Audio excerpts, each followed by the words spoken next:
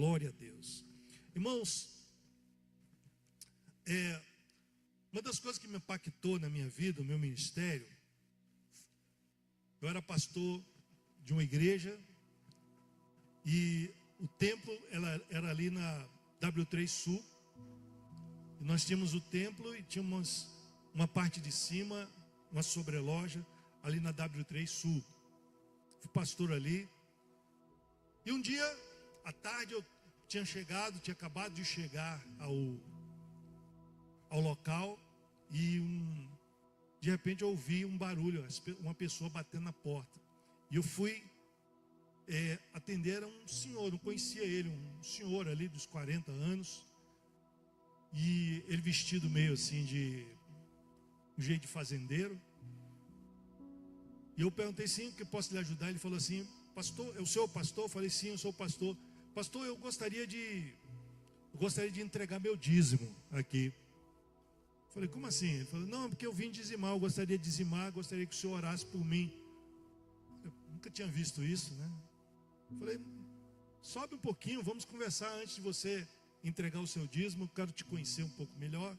Ele subiu até o escritório comigo, nós conversamos e ele falou, não, eu vim aqui, pastor, só para entregar o dízimo. Eu falei, mas em que igreja você congrega? Ele falou, não congrego em igreja nenhuma. Mas como que você entrega assim o dízimo? Ele falou, pastor, eu entrego o dízimo de tudo. Porque eu trabalhei com um senhor, fui funcionário de uma fazenda, e esse senhor é um judeu. E ele sempre me ensinou um segredo de prosperar, era ser dizimista. Ele era dizimista e me ensinou que era um segredo de bênção e de prosperidade. E eu peguei isso para mim. E desde que eu comecei a praticar isso, eu comecei a prosperar. E hoje eu tenho minha própria fazenda, eu tenho meu próprio gado. E acabei de fazer um negócio aqui em Brasília. E quando eu faço um negócio, eu procuro a primeira igreja que tiver aberta. E eu vou lá e entrego o dízimo daquilo que eu recebi. Eu fiquei impressionado com aquela atitude daquele homem. Porque demonstrou uma fé até maior do que eu vejo normalmente em muitos irmãos já experientes na igreja, irmãos assim, que são já antigos na igreja e que ainda não entenderam o segredo de que quando a Bíblia está falando para nós entregarmos o nosso melhor, entregarmos o dízimo, a Bíblia está falando algo que é real, que é verdadeiro e que traz vitória e traz bênção sobre nossas vidas. É algo real.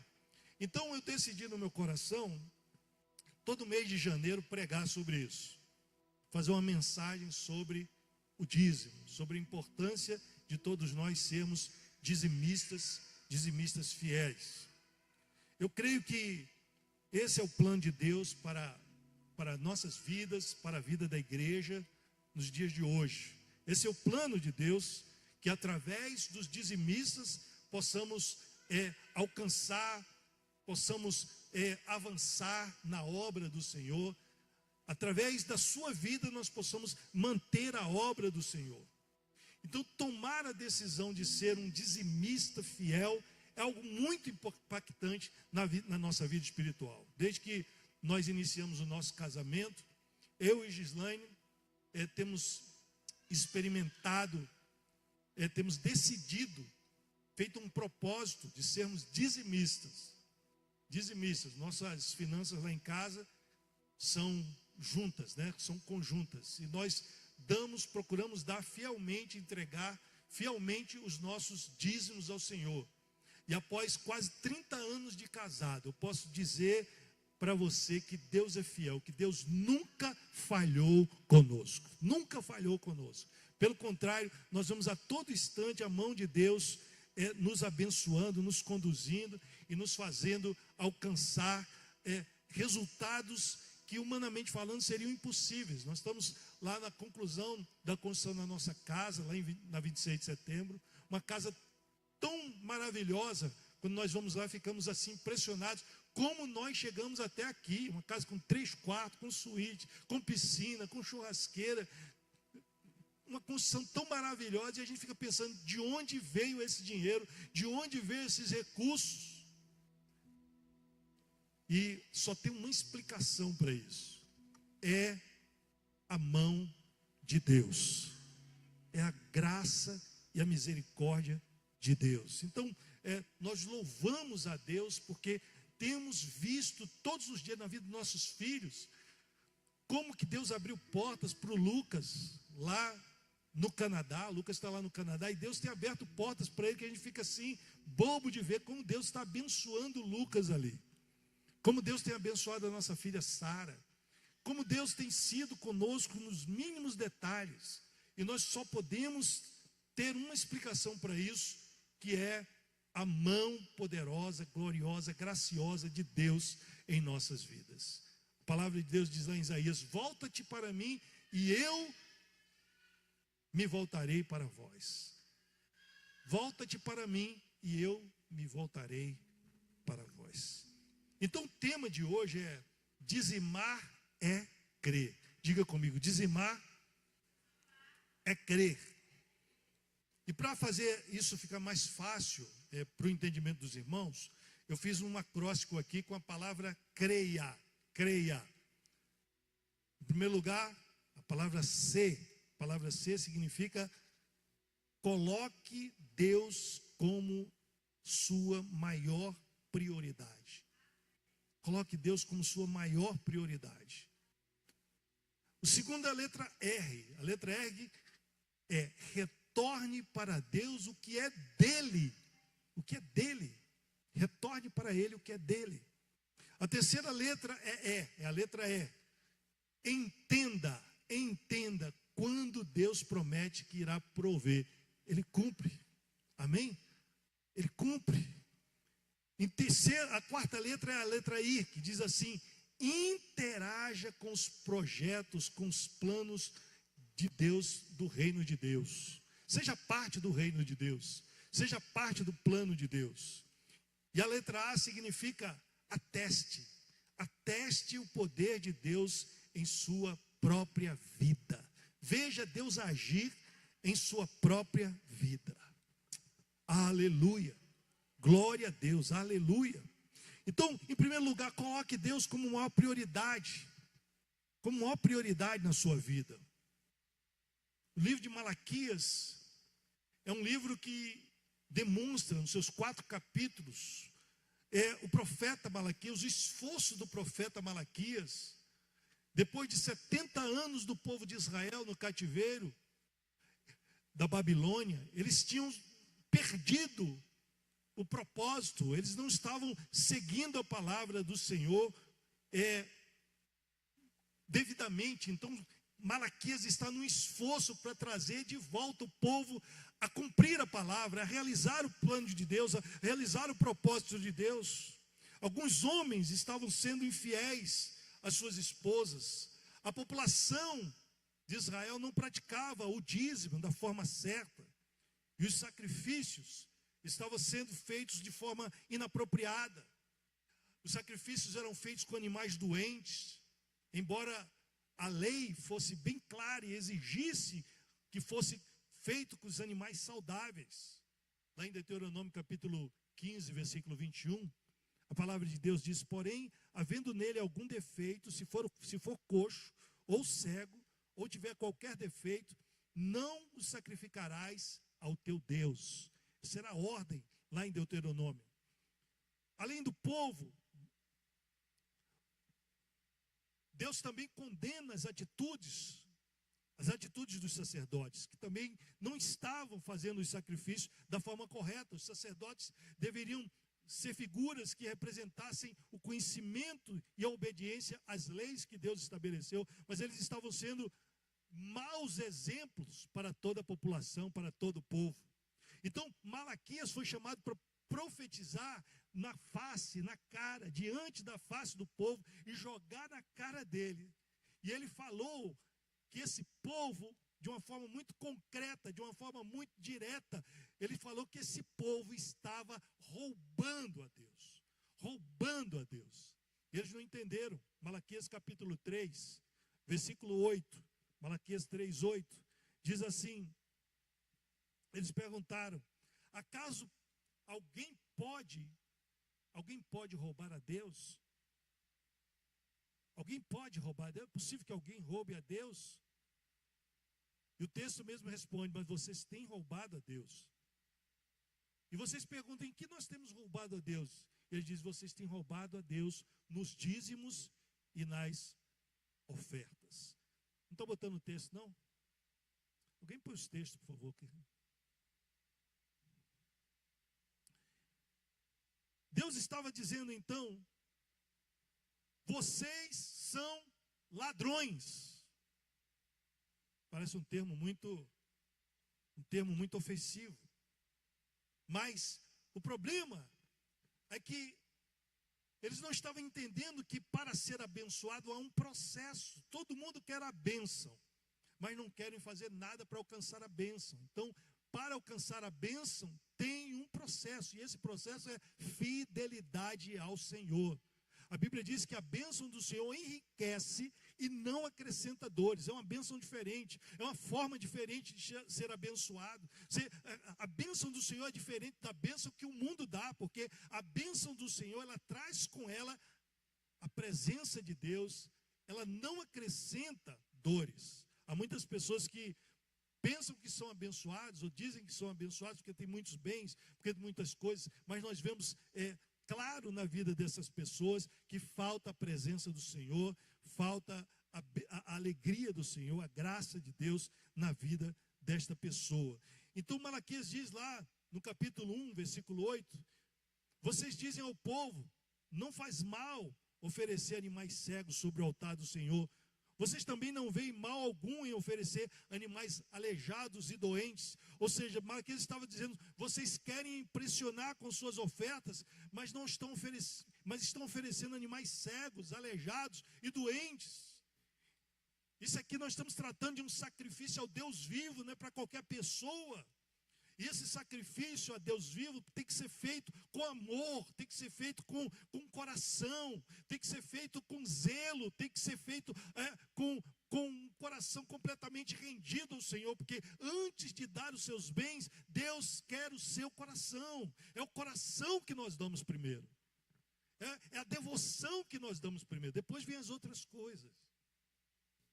Então, a primeira coisa que nós ofertamos a Deus de verdade é o nosso coração, e depois a nossa fidelidade vem em seguida. Alguns princípios são muito importantes para nós entendermos. É muito importante nós entendermos. As coisas só acontecem nas nossas vidas quando elas primeiro acontecem espiritualmente. Estava falando com uma pessoa esses dias aí, e ele estava dizendo assim, eu falei, por que você não está vindo na igreja, não está indo à igreja, não está congregando? E ele falou, porque eu questiono algumas coisas. Eu entendo algumas coisas diferentes. Eu questiono isso, questiono aquilo, eu acho aquilo outro. E eu fiquei ouvindo ele falar.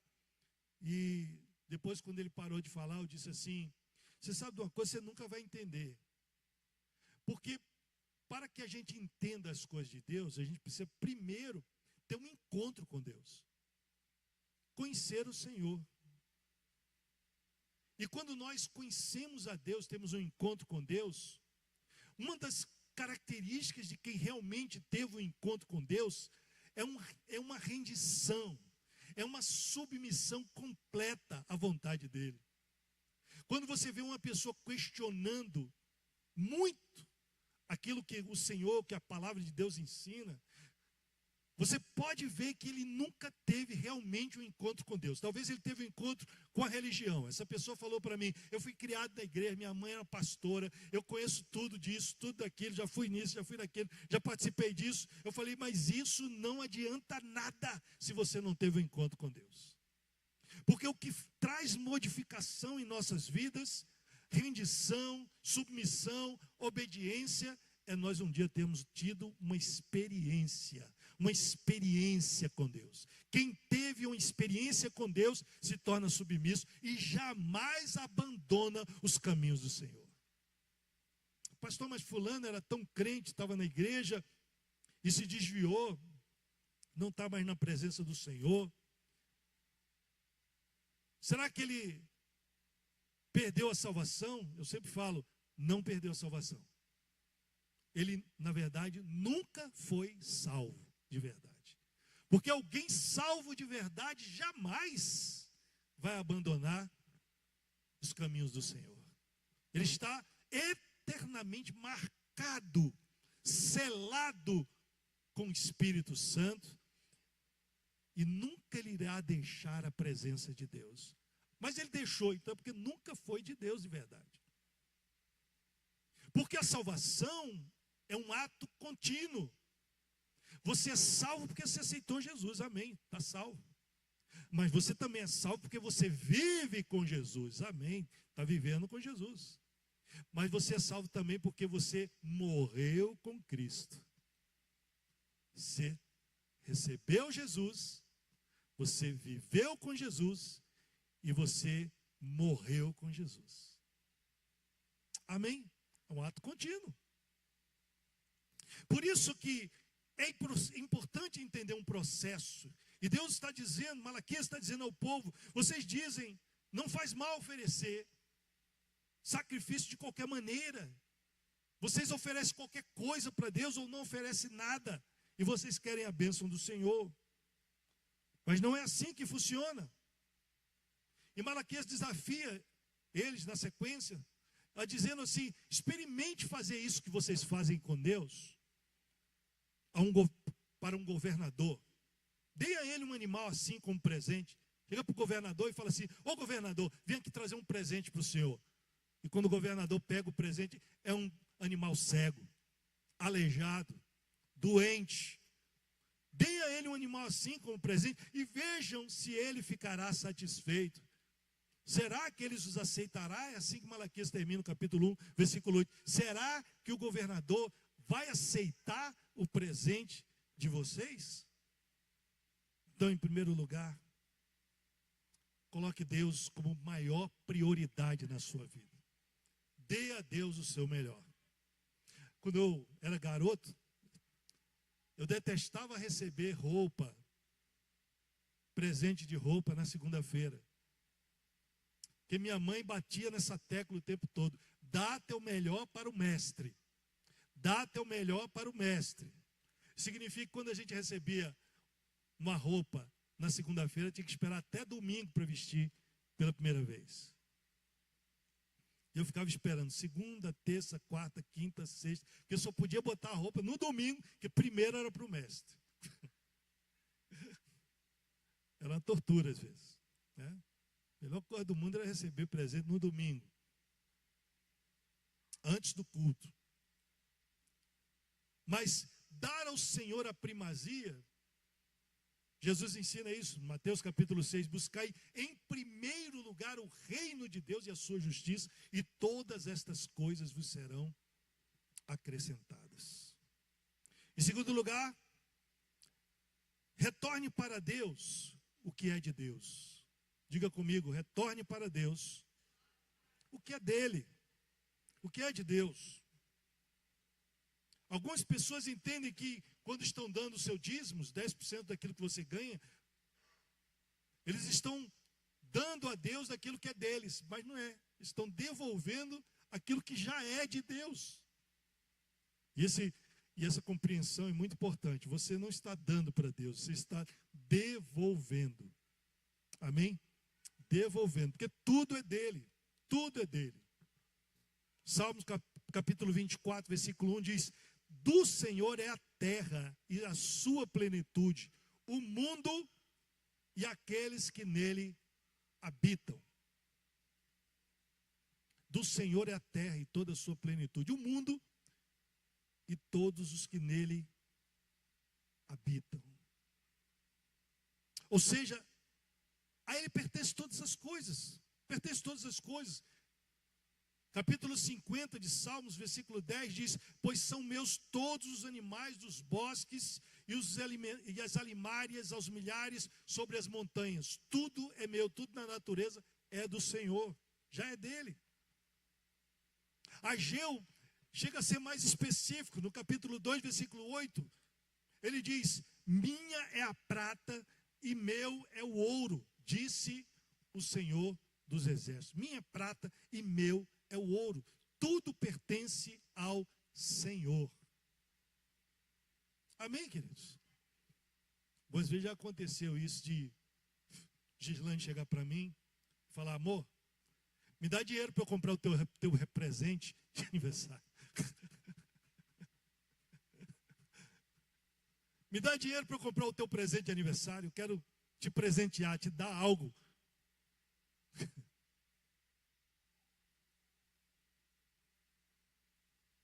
É a mesma coisa com o dízimo. Senhor, eu vou te dar aqui aquilo que já é teu, tá? Tudo é teu, pertence a ti, mas eu vou te dar. Tem gente que riu aqui, eu acho que já teve marido que já experimentou isso aqui, né? Amor, me dá dá dinheiro para eu te dar um presente. Às vezes é a mulher, né? Mas retornar para Deus aquilo que já é dele é uma bênção. Pai, o Senhor me deu, o Senhor me concedeu essa vitória, e aqui como prova de amor estou te dando 10%, estou te devolvendo 10%, mas eu sei que os 100% é teu, e com esses 90% eu quero também te honrar. Quero também ser uma bênção, quero usar para a glória do teu nome, para o sustento da minha casa, para a prosperidade da minha família, para o crescimento, para o desenvolvimento do meu lar, para deixar um legado para a minha família. Eu abençoo vocês em nome de Jesus. Todos aqui deixarão legados. A melhor coisa do mundo é receber herança. Você vai ser um criador de herança para os outros. Você vai ser abençoado e vai abençoar suas futuras gerações. Amém, querido? Você não vai morrer e deixar só dívida para os seus sucessores. Você vai deixar bênção para os seus filhos. Eu tenho pensado muito nisso. Pai, eu quero deixar meus filhos muito bem. Isso não significa criar filhos preguiçosos, dependentes dos pais, não. Mas eu quero que a próxima geração seja melhor, mais evoluída, mais desenvolvida, mais próspera do que a minha geração. Sabe que é um medo que a gente deve ter em relação aos nossos filhos? Que os nossos filhos sejam piores do que nós. Sejam piores do que nós. Muitas vezes nós vemos famílias onde os pais chegaram a ter uma universidade, chegaram a ser profissionais, funcionários públicos, conseguiram construir um patrimônio, e o filho vira um cachaceiro, que não tem nada, que vive dependendo do pai. Ou seja, a família, em vez de evoluir, está decaindo. Mas em nome de Jesus, na sua vida não será assim. A tua própria próxima geração será mais próspera e mais abençoada do que você. Eu não sei como foram os teus pais. Eu não sei o que teus pais deixaram de legado. Mas você será melhor e a tua geração será ainda melhor em nome de Jesus. Amém? Quantos creem nisso? Falei para os meninos, meus filhos, eu tenho 2 faculdades, tenho 4 pós-graduação, já viajei em vários países, já fui a vários lugares, eu falo 3 línguas, 4ª também, língua estranha, e vocês têm que ir além. Amém? Tem que ir além, em nome de Jesus. Não vai decrescer, não. Tem que ir ao próximo nível. Diga comigo, minha família irá ao próximo nível. Será mais próspera. Em nome de Jesus. Amém, queridos? Você crê nisso? Aleluia. Terceiro lugar, entenda a promessa de Deus que Ele vai prover. Entenda essa promessa. Deus irá prover. Deus irá prover. E Deus, Ele promete prover, em primeiro lugar, para a sua igreja. Malaquias capítulo 3, versículo 10. Deus promete prover para a igreja. Trazei todos os dízimos à casa do tesouro. Para quê? Para que haja mantimento na minha casa. Mantimento na minha casa. Vocês veem tudo isso aqui? o forro, o púlpito, os equipamentos, as coisas que nós estamos fazendo, tudo isso é fruto do seu esforço, do seu trabalho. E você está investindo no reino de Deus, e quando você dá para Deus, Deus dá muito mais para você. Então a Bíblia diz que nós devemos entregar para que haja mantimento na minha casa. Mantimento. E que bênção, né? Essa semana eu tive a alegria de estar levando cestas básicas, que é fruto das ofertas que os irmãos dão para missões. Vocês sabiam que nós fizemos um casamento? Sabiam disso? Quem sabia aqui que a gente fez um casamento? Patrocinou um casamento lá no Paquistão. A Shumaila casou.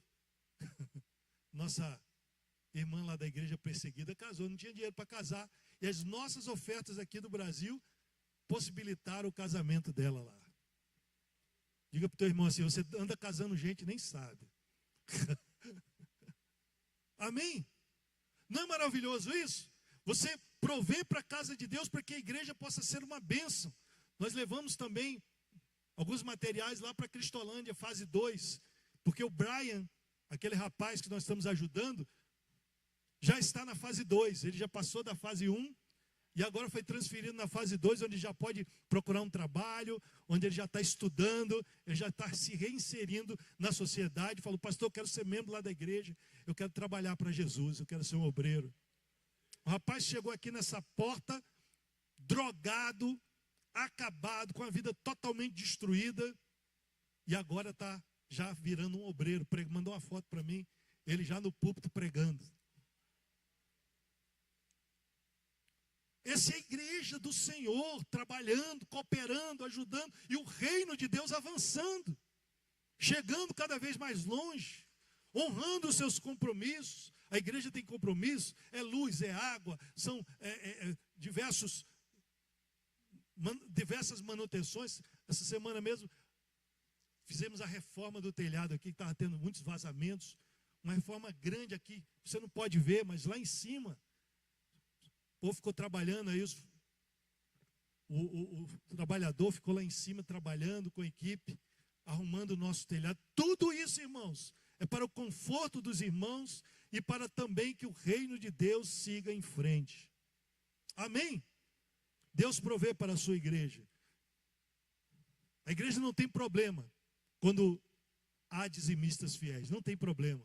Eu agradeço a Deus, durante mesmo o Covid, a campanha do Covid, muitas igrejas fecharam, muitas ofertas foram deixar de dar, muitos pastores perderam o sustento, muitos missionários perderam o sustento, muitas coisas ruins aconteceram, mas a nossa igreja, devido a ter dizimistas fiéis, não sofreu dano. Honramos o nosso aluguel, honramos os nossos compromissos, mesmo com a igreja fechada durante o Covid. Glória a Deus, louvado seja Deus pela tua vida, meu irmão. Que bênção você, que bênção. Mas, se Deus provê para a sua igreja, Deus provê também para o seu povo. Deus abençoa a igreja, quando a igreja abençoa primeiro. Deus abençoa a igreja quando a igreja tem um coração aberto.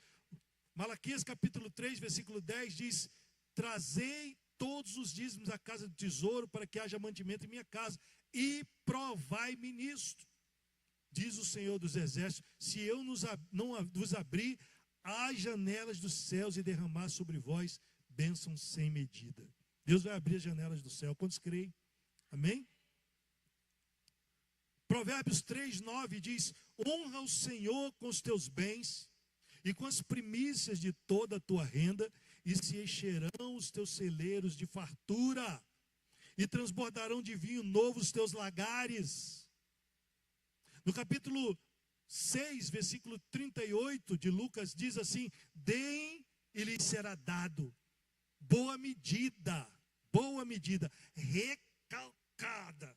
Sabe quando põe lá para botar mais, você sacode e espreme para botar mais, recalcada, sacudida para caber mais, e transbordante será dada a vocês, pois a medida que usarem também será usada para medir vocês. À medida em que você dá, também você vai ser medido para receber. Então, a promessa de Deus de prover para a vida de todos os irmãos. Deus promete conceder bênçãos para aqueles que são fiéis. Filipenses capítulo 4, versículo 19, diz assim: o meu Deus, segundo as suas riquezas, suprirá todas as vossas necessidades em glória por Cristo Jesus. Amém? Você crê nisso? Você crê que Deus irá suprir? Você crê que não importa o que aconteça no Brasil, se você estiver firme com o Senhor, fiel ao Senhor, o Senhor te guardará? Preciso que eu ouvi um amém mais forte. Porque a crise está assolando o mundo inteiro, em especial o Brasil. Mas quem crê não será abalado. Deus irá prover. Amém, queridos? Significa que nós não nos importamos com os que estão sofrendo? Sim, nos importamos. Mas há diferença entre aqueles que temem e seguem a Deus e aqueles que não querem saber de Deus. Malaquias capítulo 3, versículo 11 a 12, diz assim: e por causa de vós repreenderei o devorador, para que não vos destrua o fruto da terra, e a vide do campo não vos será estéril, diz o Senhor dos Exércitos. E todas as nações vos chamarão bem-aventurados, porque vós sereis uma terra deleitosa, diz o Senhor dos Exércitos. Uma vez uma irmã chegou para mim e falou assim: pastor, repreende esse devorador da minha vida. Tem um devorador da minha vida, repreende ele, pastor. Eu falei: eu não posso, minha irmã, não posso repreender o devorador. Como assim, pastor? Porque a Bíblia diz que eu mesmo, diz o Senhor, eu mesmo repreenderei o devorador. O próprio Deus é que repreende o devorador. Não é o pastor, é Deus. E quando que Deus repreende o devorador? Quando você é fiel nos dízimos e nas ofertas. Estão entendendo isso? É o pastor Raul que está falando? Não, é a palavra de Deus que está falando isso. É a palavra de Deus. Em último lugar, interaja com os projetos do reino de Deus. Interaja com os projetos do reino de Deus. A palavra creia, interaja com o projeto do reino de Deus. Mateus capítulo 6, versículo 19, Jesus diz assim: não ajunteis tesouros na terra, onde a traça e a ferrugem tudo consomem, e onde os ladrões minam e roubam, mas ajuntai tesouros no céu, onde nem a traça nem a ferrugem consomem, e onde os ladrões não minam, nem roubam, porque onde estiver o vosso tesouro, aí estará também o vosso coração. Ajunte tesouros no céu. Ajunte tesouros no céu. Eu falei que era a última, mas ainda tem mais uma, tá? São 5. Ajuntem tesouros no céu. Quando nós nos envolvemos no projeto de Deus, aleluia, que bênção. Nós temos nos envolvido nos planos de Deus, nos projetos de Deus. Nós sustentamos missionários que trabalham na Junta de Missões Nacionais, da Convenção Batista, a Aleta, quero que a Aleta venha aqui um dia. Nós sustentamos a Aleta, nós ajudamos no sustento do pastor Zé Carlos, que está lá no Peru, em Huancayo, no Peru. Nós ajudamos o trabalho do pastor Valdeir Contaif, da Morgana, que estão lá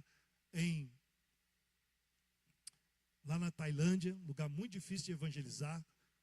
Nós estamos cooperando com o reino de Deus, aleluia. Irmãos, é tão maravilhoso, nós fazemos parte do plano de Deus na terra. O plano salvador, o plano transformador de Deus na terra. É tão maravilhoso nós sermos parte desse plano. Deus está agindo, Deus está trabalhando, Deus está salvando, Deus está libertando e nós estamos cooperando. Porque na obra de Deus só existem 2 lugares que o crente pode estar. Ou você é aquele que envia, ou você é aquele que vai. Você está indo? Ah, não, pastor, eu não posso, porque eu estudo, eu trabalho, eu não posso ir para outros lugares pregar o evangelho. Então você é aquele que envia. Mas não existe posição neutra no reino de Deus. Aleluia. Glória a Deus. E agora, em quinto e último lugar, ateste o poder de Deus em sua vida. Ateste isso, veja Veja, Malaquias 3,10 diz: trazei todos os dízimos à casa do tesouro, para que haja mantimento na minha casa, e provai-me nisto. Provai-me nisto, diz o Senhor dos Exércitos. Ou seja, prove. Você pode provar. Seja fiel e veja se não funciona ou se funciona. Veja se Deus não vai suprir. Veja se as portas não vão se abrir. Veja se mesmo nos momentos mais complicados, mais difíceis, que você pensa que não tem saída, a mão de Deus estará lá para te ajudar e para te salvar. Se eu perguntar aqui, todos vocês vão ter momentos para me contar de que vão dizer assim: pastor, não tinha jeito. Ali eu estava frito mesmo, eu estava arrebentado mesmo, não tinha saída, não tinha como recuperar, não tinha como voltar atrás, não tinha como resolver, eu não tinha solução. Eu pensei que eu ia dormir e não ia acordar, que eu ia anoitecer e não ia amanhecer. As tribulações, os problemas eram tão graves, tão profundos, tão tremendos, que eu pensei que eu não ia conseguir vencer. Mas está aqui você para testemunhar que Deus é fiel. O mal passou, a dificuldade passou, e você está aí vivinho da Silva e abençoado e talvez mais próspero do que era antes. Deus é fiel. Deus é fiel. Deus não deixará faltar nada. Deus irá honrar e abençoar aqueles que o temem, que o amam, que investem na sua obra. Eu dou graças a Deus pela vida de cada um de vocês, que tem sido ofertante, dizimistas. As nossas despesas aqui são altíssimas, mas estamos em dia, estamos honrando, não estamos devendo nada a ninguém, a não ser amor. E assim tem sido ao longo desses 8 anos, temos honrado os nossos compromissos. Tudo isso porque você tem sido um instrumento de Deus para abençoar essa obra. Você tem aberto mão, às vezes de forma sacrificial, para honrar a Deus. E Deus vai honrar você. E Deus vai honrar a igreja. E nós vamos seguir em frente. E o Espírito Santo de Deus irá preparar para o seu povo o melhor, em nome de Jesus. Para concluir, Romanos capítulo 8, versículo 32, diz assim: aquele que não poupou seu próprio filho, mas por todos nós o entregou, será que não nos dará graciosamente com ele todas as coisas? É uma pergunta. Aquele que não poupou seu próprio filho, será que não nos dará graciosamente tudo que nós precisamos? Jesus, em seu sermão da montanha, ele pergunta: olhem para os lírios do campo. Olhe para as aves do céu. Elas não semeiam nem cegam, mas ao seu tempo Deus dá o sustento. Não andeis ansiosos de coisa alguma. Deus irá suprir cada uma das nossas necessidades. E eu tenho orado para que Deus prospere a vida de cada um de vocês. Muito. Quem é profissional liberal aqui? Profissional liberal. Fique com sua mão levantada em nome de Jesus. Pai, eu clamo pela prosperidade na vida desses amados irmãos. Que venham sobre eles chuvas de bênçãos. E que seus negócios prosperem, se desenvolvam para a glória do Senhor Jesus. Para a glória do Senhor Jesus. Quem aqui tem empresa? Fica com a mão levantada. Tem uma empresa. Pai, em nome de Jesus, prospera essas empresas. Envia os teus anjos. Enviam clientes, negócios bons. Negócios além do que eles esperam. Coisas tremendas que irão mudar a vida desta empresa. Que irão fazer com que essa empresa se torne grande, gigante, em nome do Senhor Jesus. Pai, eu clamo por empresários grandes aqui. Empresários que faturam milhões por ano. Em nome do Senhor Jesus Cristo. Eu os abençoo em nome do Senhor Jesus Cristo. Aleluia. Quem é funcionário público? Levanta a mão. Funcionário público. Pai, em nome de Jesus, eu abençoo os funcionários públicos, ativos e inativos. Que o Senhor faça multiplicar suas finanças e que o Senhor possa abençoá-los em todos os momentos, em todas as horas, em nome de Jesus. E que, ó Pai amado, jamais eles sejam reféns de políticas, mas que eles sejam abençoados, em nome de Jesus. Quem é funcionário de empresa privada? Pai, em nome de Jesus, que os teus filhos prosperem, que eles cheguem a altos cargos, com altos salários, que eles sejam bem-aventurados, e os próprios chefes, os próprios proprietários vejam neles pessoas diferenciadas, que trazem grandes retornos e os recompense, e os valorize. Em nome de Jesus eu os abençoo agora, em nome de Jesus, amém, amém, amém. Glória a Deus, aleluia. Quantos aqui estão sentindo que será um derramar de prosperidade? Diga aleluia. Fica de pé, vamos orar nesse momento.